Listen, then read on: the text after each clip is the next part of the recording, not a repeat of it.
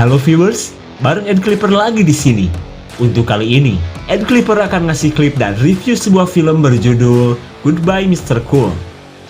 Film ini bercerita tentang taubatnya seorang gangster super keren yang sudah terkenal di kalangan para gangster Hong Kong. Saking terkenalnya, dari remaja sampai aki-aki banyak yang tahu akan kehebatan pria tampan bernama Alung ini. Akan tetapi, Alung yang sudah lama berkecimpung di dunia hitam memutuskan untuk hijrah dan kembali ke jalan yang benar. Ya udahan atuh kalau gitu mah. Tenang, justru disinilah serunya. Alung yang sudah pensiun dari dunia gangster terus dirayu para sahabatnya agar kembali lagi seperti dulu. Bahkan, sebagian dari mereka melakukan segala macam cara agar Alung bisa kembali sangar seperti dulu. Apakah Alung mampu bertahan? Atau gagal move on dan kembali seperti dulu? Tonton sampai habis, subrek dan kasih tahu teman-teman kalian. Film ini berawal dari kembalinya Alung ke negara Hong Kong setelah dipenjara di negara Thailand. Heran kan kenapa kakinya pincang? Jadi gini, beberapa tahun yang lalu, Kak Lung yang seorang panglima perang sebuah mafia menjalani misi untuk menghabisi kepala gangster di negara Thailand.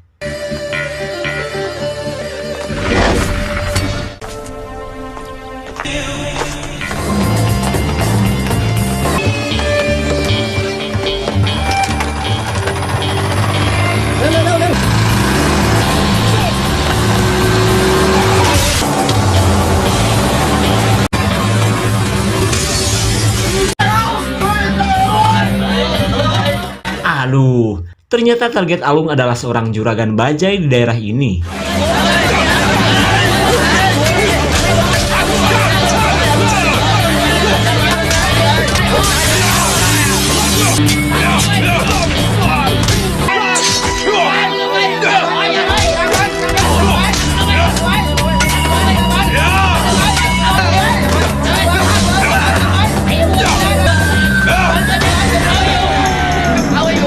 Karena kalah jumlah, Alung dan temannya yang tersisa berniat untuk kabur.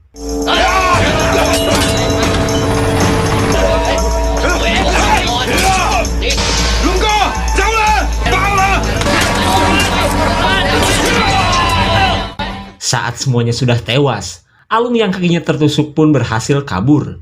Setelah berhasil lolos, Alung meminta bantuan kepada bosnya. Tapi tak lama kemudian, keberadaan Alung sudah diketahui kepolisian Thailand.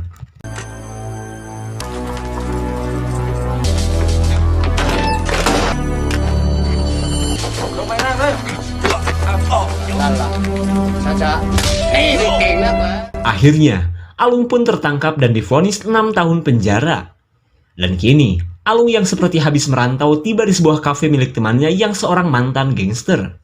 Saat mereka bertemu, pria bernama Kong ini speechless karena tak menyangka Alung masih hidup. Tapi lama-kelamaan, mereka terlihat senang karena bisa berkumpul dan mengenang keceriaan mereka yang selalu mabuk ceribel. Kemudian, Alung mengatakan bahwa kali ini ia ingin bertaubat dan ingin bekerja di kafe ini. Keinginan itu pun disambut baik oleh Kong yang sejak dulu selalu ditolong oleh Alung. Di keesokan harinya, Alung menjalani aktivitasnya sebagai pelayan kafe. Kegondrongan Alung pun menjadi daya tarik tersendiri bagi para remaja bau matahari di kafe ini. Tak lama kemudian, 3 fans kangen band datang membuat keributan di dalam kafe.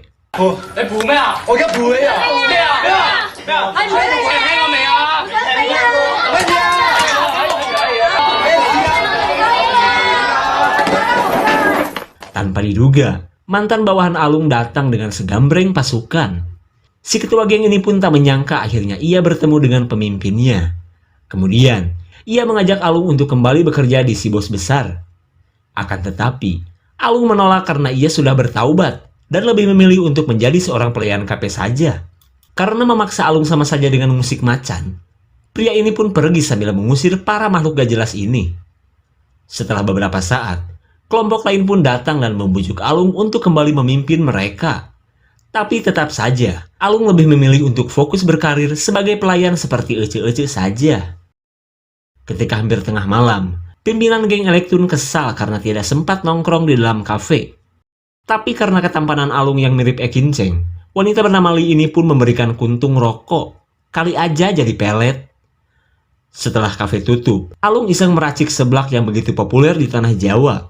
Lalu tiba-tiba, ia teringat dengan sosok ayahnya yang sejak dulu kesal kepada Alung yang selalu geng-gengan. Dan sewaktu Alung di penjara, si ayah pun meninggal dan sempat menulis wasiat kepada Alung. Dari surat tersebut, si ayah berharap Alung bisa berubah dan menjadi orang baik. Nah, dari saat itulah, Alung sadar dan bertekad untuk berubah. Terlihat kedua mata mantan para gangster ini pun berkaca-kaca dengan cerita tersebut. Di keesokan harinya, Alung dan Kong merasa terhibur oleh seorang bocah yang memesan minuman dengan sedotan paralon. Tak lama kemudian, ibunya menitipkan bocah tersebut karena ia akan bermain Juned. Sisi lain, si bos besar dan para petinggi lainnya sedang mukbang di sebuah restoran. Kemudian, mereka membicarakan kembalinya Alung ke negara Hong Kong. Akan tetapi, si bos sudah tidak peduli kepada Alung meskipun sudah berjasa besar bagi kelompoknya. Terlebih karena Alung kini sudah cacat dan tak mungkin hebat seperti dulu. Saat malam datang, kita kembali ke kafe. Kali ini, Alung merasa heran karena ibu si bocah belum juga kembali. Tapi tiba-tiba, bocah ini memanggil Alung ayah dan mengatakan bahwa ia ingin tinggal bersamanya. Meskipun merasa konyol, Alung memikirkan cara agar ibunya cepat kembali. Singkat cerita, Alung mendapatkan nomor ibu si bocah dan langsung menghubunginya. Namun tanpa diduga, wanita itu mengatakan bahwa bocah ini bukanlah anaknya, melainkan anak Alung dan si pacar yang bernama Helen. Mendengar nama tersebut, Alung pun tak menyangka bahwa permainan futsal bersama Helen dulu ternyata menghasilkan seorang bocah. Terlihat Alung pun seolah tak percaya dengan kenyataan ini. Lalu, ia berniat untuk menjaga si bocah setidaknya sampai bertemu dengan Helen. Kemudian kita beralih kepada Helen yang seorang pimpinan mafia kelas kakap merah. Setelah selesai arisan di Taiwan, ia mendapat telepon dari pengasuh anaknya. Lalu, wanita itu memberitahu bahwa Alung kini sudah keluar dari penjara dan berada di Hong Kong.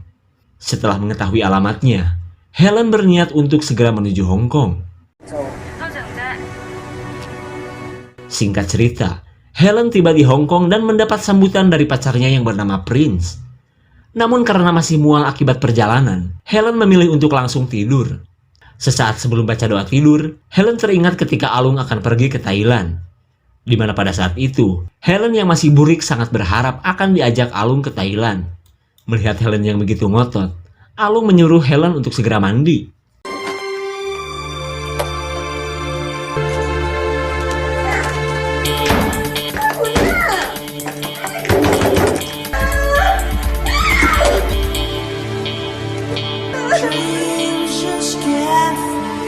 Tapi ternyata, Alung sengaja meninggalkannya dan mengurung Helen di kontrakan.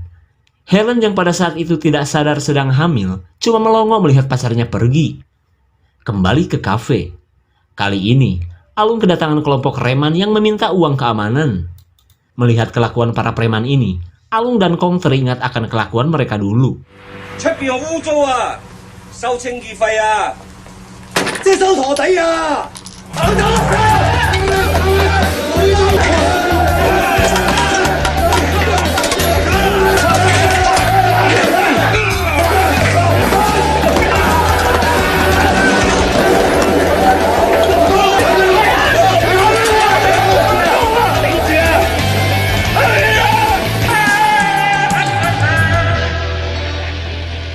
Setelah mengenang masa-masa indah mereka, tiba-tiba Helen mendatangi kafe. Kedatangan Helen pun membuat para preman ini langsung pergi. Terlebih karena Helen merupakan ketua mafia yang disegani dan populer di daerah ini. Kemudian, Alung dan Helen pun terdiam setelah sekian lama mereka tak bertemu. Kebayang dong mau ngobrol apaan? Dengan bergaya seorang pelayan, Alung menyiapkan teh doger andalan kafe ini. Dan ketika melihat Alung berjalan, Helen langsung kaget dengan kondisi cacat mantan pacarnya ini. Saat Alung kembali, ia menyalahkan Helen karena tidak peduli dan merawat anak mereka. Akan tetapi, Helen tidak menggubris perkataan Alung tersebut. Karena yang ia pikirkan hanya kenapa Alung bisa pengkor dan cacat seperti ini. Pasangan rumit ini pun begitu kekeh menunggu jawabannya atas pertanyaan mereka masing-masing. Lalu, Helen meminta agar Alung kembali lagi seperti dulu. Namun jawaban Alung tetap sama seperti biasanya. Sekeras apapun Helen membujuknya, namun tetap saja Alung menolak. Melihat Alung yang keras kepala, Helen pun akhirnya pergi. Salah.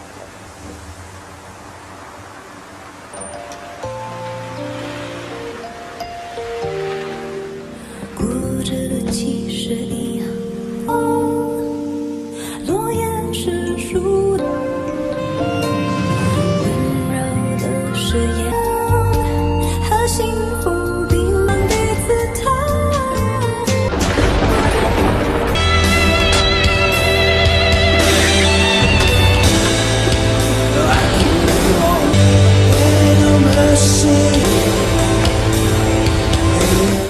Ketika malam datang, Helen bertemu dengan kepala geng si bandar tepung oleng. Di mana kali ini, Helen memesan tepung oleng dalam jumlah yang banyak.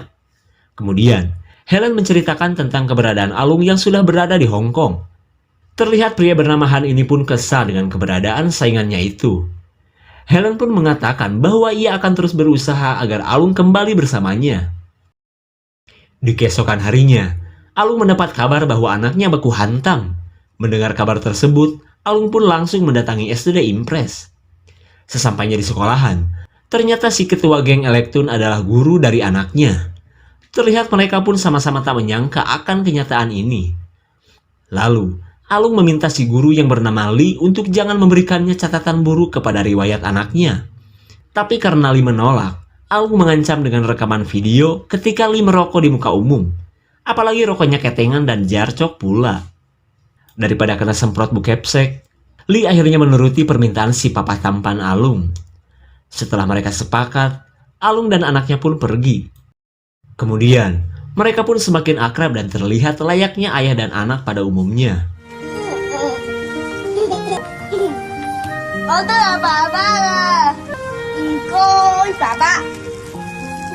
Saat malam datang, Lee melakukan pekerjaannya di kafe milik Kong. Ya, hitung-hitung sambil ngecengin Alung.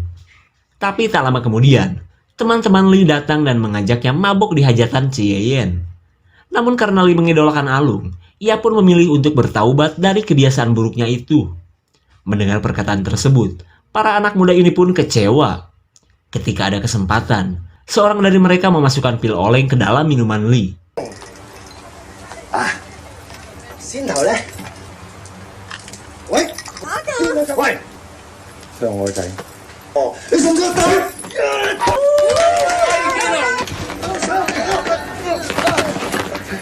Meskipun tanpa pukulan, Alung berhasil mengusir para berandalan ini. Namun tanpa diduga, si bocah nyeruput minuman yang sudah dicampur obat itu. Setelah beberapa saat, Lee berkata, "Aduh guys, sepertinya minumanku sudah diberikan obat deh."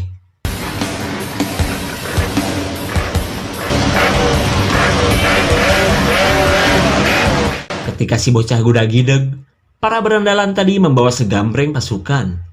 Kemudian, Alung meminta Lee untuk segera membawa anaknya ke rumah sakit, sementara ia akan menghadapi para geng motor ini. Hampir saja, pukulan berdamai Alung nyocol di kornea si preman.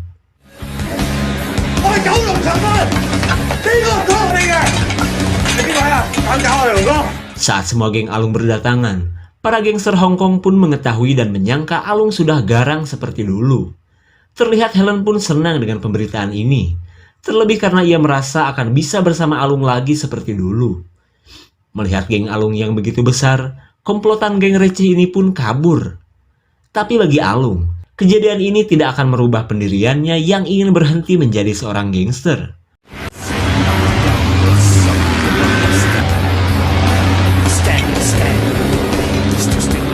Singkat cerita, Alung tiba di rumah sakit untuk melihat kondisi anaknya. Saat bertemu dengan Lee, mereka pun menunggu si bocah yang masih menjalani perawatan. Tak lama kemudian, Helen menemui Alung dan mengajaknya bicara. Ketika Alung menganggap Helen akan menemui anak mereka, Helen malah membahas aksi Alung yang keren sewaktu di kafe tadi. Lalu, Helen mengatakan bahwa ia sudah memesan tepung oleng kepada Han atas nama mereka berdua. Ia pun menyuruh Alung untuk mengambil barang yang bernilai sangat mahal itu. Mendengar perkataan Helen, Alung jelas marah. Bukan yang ngurus anak, Nyai malah sibuk ngurusin barang haram. Helen pun berkata, Bukannya aku tak mau ngurus, tapi jika aku dekat dengan anak kita, aku selalu ingat kepadamu yang sudah meninggalkan aku, Lum. setelah meluapkan kesedihannya, Helen pun pergi.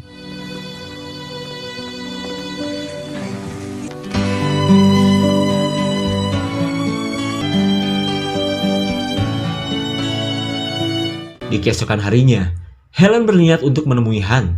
Tapi kali ini, ia berniat akan memancing Alung untuk datang menyelamatkannya. Helen pun meminta anak buahnya untuk mengatakan kepada Alung bahwa dirinya ditahan oleh Han. Setelah memberikan perintah tersebut, Helen langsung menemui Han. Saat mereka bertemu, Han yang sudah mengirimkan tepung oleng merasa kesal karena Helen belum memberikannya uang. Dan dengan lantangnya, Helen mengatakan bahwa ia tidak akan memberikan uang kepada Han. Terlihat Han pun kesal karena Helen sudah PHP, apalagi saat Helen pergi meninggalkannya.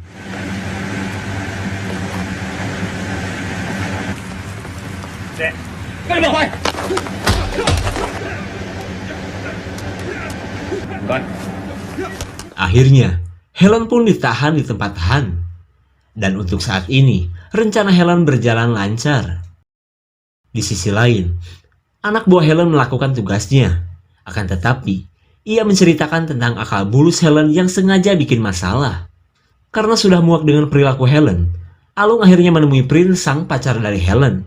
Lalu, Alung menceritakan tentang apa yang sedang dialami oleh Helen. Ia pun meminta Prince untuk segera menolongnya.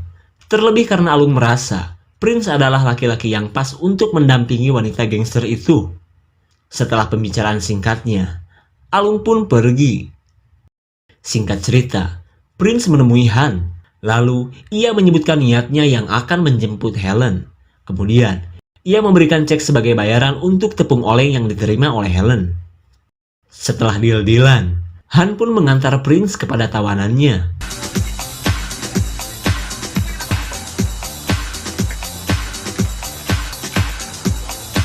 Bagaikan seorang Arjuna berduit, Prince berusaha tampan di hadapan si nenek Helen. Sementara itu, Helen kecewa karena bukan Mas Alung yang menyelamatkannya. Setelah keluar dari tempat Han, Helen marah karena Prince sudah ikut campur. Dan apapun yang terjadi, Helen mengatakan bahwa ia akan tetap menunggu Alung. Lalu, dengan sadisnya Helen pun memutuskan ikatan cinta di antara mereka. Bagaikan kesambar geledek, jiwa gangster Prince pun rontok saat diputuskan oleh Helen. Kemudian kita beralih ke suasana menyenangkan di tempat Alung. Lalu tiba-tiba, Helen datang dengan perasaan kecewanya. Ia pun tak habis pikir Alung setega itu kepadanya.我17歲跟你覺得你唔講我聽，我同你啲靚啊日日喺出邊，所謂啫，1500啫嘛，係嘛？你唔咩嘛？冇貨啊！你要咩嘛？你咯，你啊咩晒啊！你真係你個後生。 Setelah keadaan sudah tenang, Alung pun sadar akan kesedihan Helen yang sudah 6 tahun menunggunya. Karena ternyata, dulu Alung sengaja meninggalkan Helen karena ia khawatir jika Helen terluka.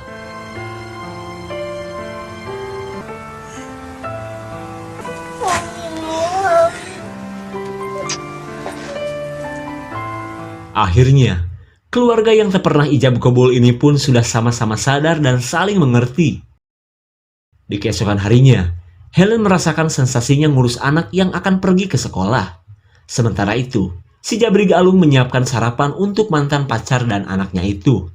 Kemudian, Helen mengatakan bahwa ia akan meninggalkan Hong Kong dan fokus untuk merawat anak mereka. Terlihat Alung pun merasa lega karena Helen akhirnya sadar dan mau bertaubat.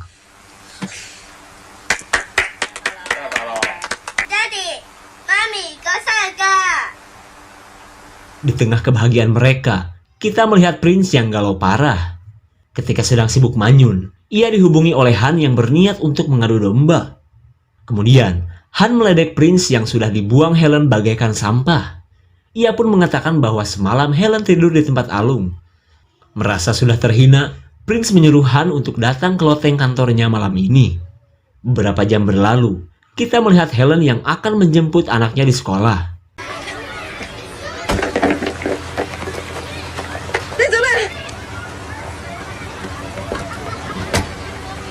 Tanpa diduga, Prince menculik si bocah bersama Helen. 都變得咯喎。哦，唔該。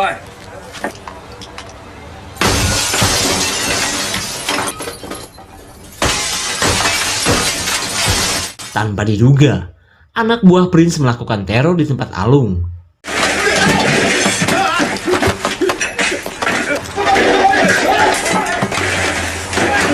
Tapi untungnya, mantan anak buah Alung datang tepat pada waktunya. Karena kelakuannya dihalangi, si Pirang pun menghubungi bosnya. Kemudian, Prince mengatakan kepada Alung bahwa ia sudah menyandra Helen dan anaknya. Ia pun menyuruh Alung untuk datang ke tempatnya malam ini. Singkat cerita, Alung pun mendatangi Prince yang ternyata ingin menantangnya duel. Lalu, Prince mengatakan jika Alung berhasil mengalahkannya, ia akan meninggalkan Hong Kong. 還給你。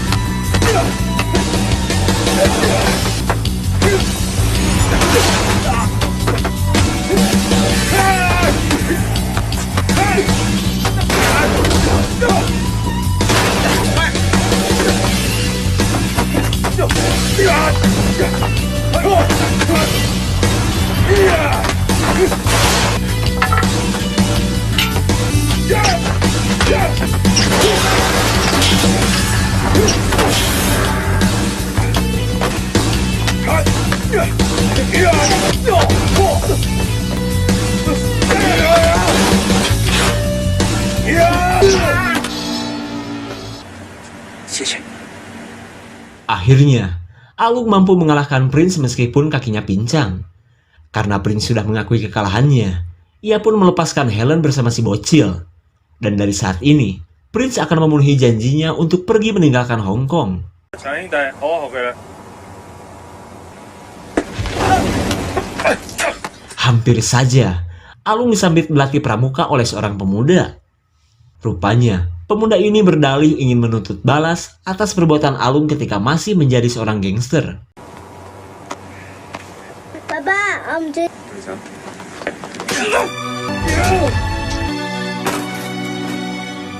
Tanpa diduga, pelaku yang ternyata anaknya Han itu berhasil melukai Alung.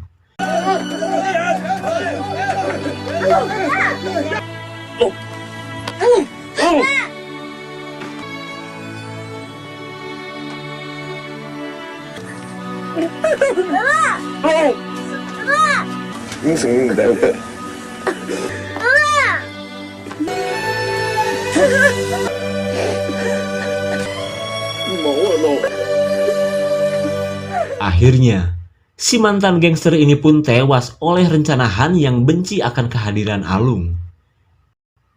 Ending yang bikin nyesek juga kan. Perjalanan Alung yang seorang gangster menemukan hidayah setelah kematian ayahnya. Dan di masa-masa taubatnya itu, Alung mampu bertahan dan tidak kembali ke dunia hitam. Perubahan Alung pun semakin terlihat saat ia bertemu dengan darah dagingnya.